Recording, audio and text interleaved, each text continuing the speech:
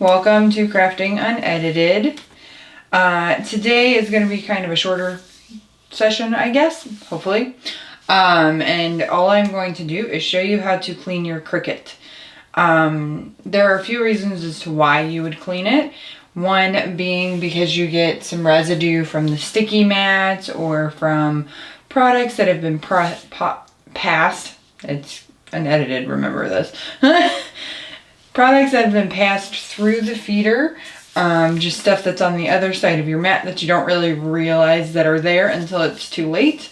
So I'm going to show you exactly what I mean here. Like, see how the back, this is a terrible, well, it's a really good example for this, but I just recently broke this. And as you can see, there's a lot of debris on the back of it, and that's just from my working surface. And sometimes you don't really see this, and you feed it into your machine and it gets on the bottom. So I'm just going to show you the one simple hack that I use to clean this, and it is called Windex.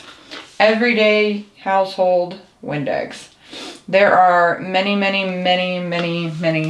uses for this beautiful blue stuff, including cleaning tennis shoes, obviously cleaning windows. It works really well on some pencil or, you know, like colored pencils and stuff that are on kids' walls and stuff like that. It works really well for that. Cleaning your baseboards.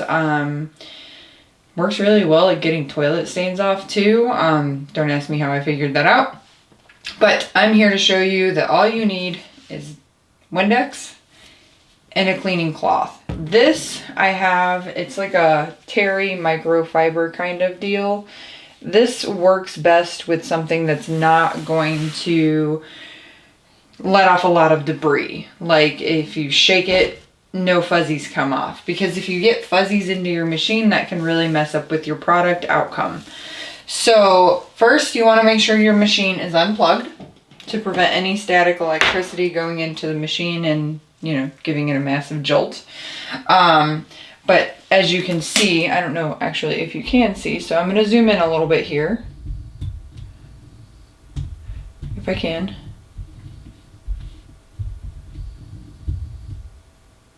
Nope, because if I zoom in, you won't be able to see it. So I'm going to pull the camera off here really quick just to show you what I mean.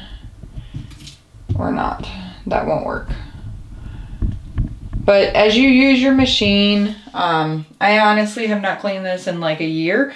So I've got lots of black marks under here, and you can feel where it would kind of make the mat a little bumpy. So you don't want to spray this into the machine, ever. Onto the cloth and only onto the cloth. So I wish that I had some zoom to show you, but I think that I'll just take a picture and show you what I mean, what's going on here. So I like to fold my cloth a little bit here. Or you can always just use your finger, but you spray it onto the cloth. Get a good amount on there. The reason why Windex works is because it has alcohol in it. Alcohol is beautiful when trying to get anything sticky off of anything, literally. So you just take it, and anywhere that there's some black or smudging, you want to be very careful around the knife or the blade housing. I'll show you how to do that as well.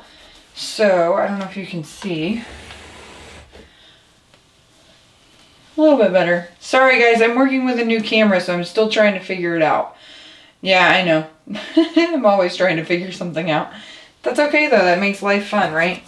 So we're just gonna scrub a little bit around the wheels here. The scoring wheels. Oh, I should have taken a picture. There's still some on there.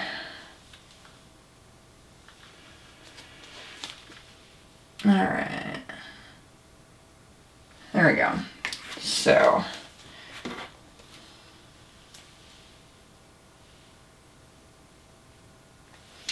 things like dust particles and sticky stuff, you know, you're using your machine for so many different things that lots of stuff could be stuck on here. So again, being cautious of the area around the blade housing and just kind of get in there between. This works really well if you have a Q-tip as well. Kind of get in between the rods here. You want to steer clear of using Windex on this on your belt. And that is because it can dry it out, and we don't want that, because I honestly don't know the price of replacing a belt on one of these, and I don't want to know if it's anything like a vacuum cleaner. Great. If it's not, not so great. So I've got pretty much the base area pretty clean. So to clean this area, you're just going to nudge it ever so slightly left and right. I like to keep everything shiny and clean, so I'll dust the beautiful thing off there, housing. And it should just automatically slide on over. Not automatically. It should slide over very easily with the touch of a light touch. You can use this on the little rubber wheels here. Try not to use too much, because again, it is rubber and it will dry out the rubber. This just helps keep your machine running effectively the way that it should.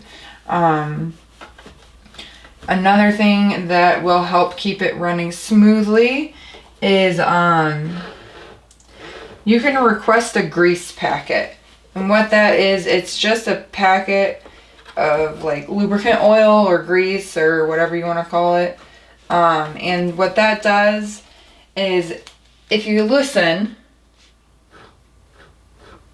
don't know if you can hear that, but there's a little bit of a grinding noise in that, and that's because there's not enough lubrication around the wheels here.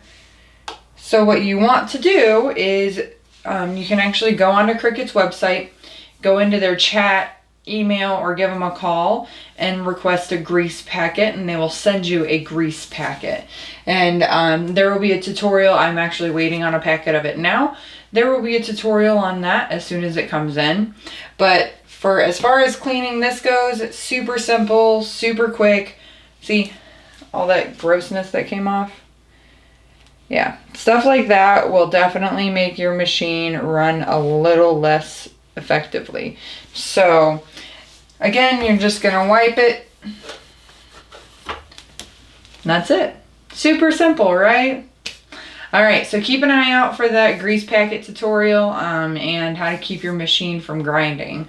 All right, until next time, have a great one.